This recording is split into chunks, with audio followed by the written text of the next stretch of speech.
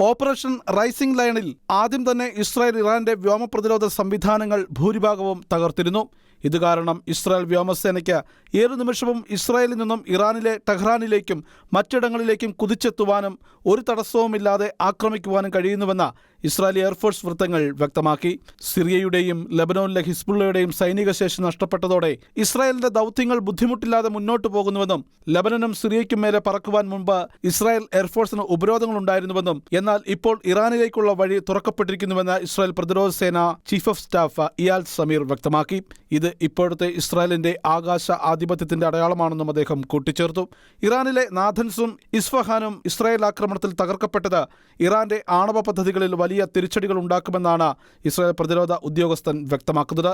കൂടാതെ ആണവ ശാസ്ത്രജ്ഞരുടെ വധം ഇറാന്റെ ആണവ പദ്ധതികളെ പിന്നോട്ട് കൊണ്ടുപോകുമെന്നും ഇറാന്റെ മിസൈൽ നിക്ഷേപവും ഒപ്പം പ്രതിരോധ സംവിധാനങ്ങളും ഗണ്യമായ രീതിയിൽ നശിപ്പിക്കപ്പെട്ടതായും IDF നേതൃത്വം വെളിപ്പെടുത്തുന്നു.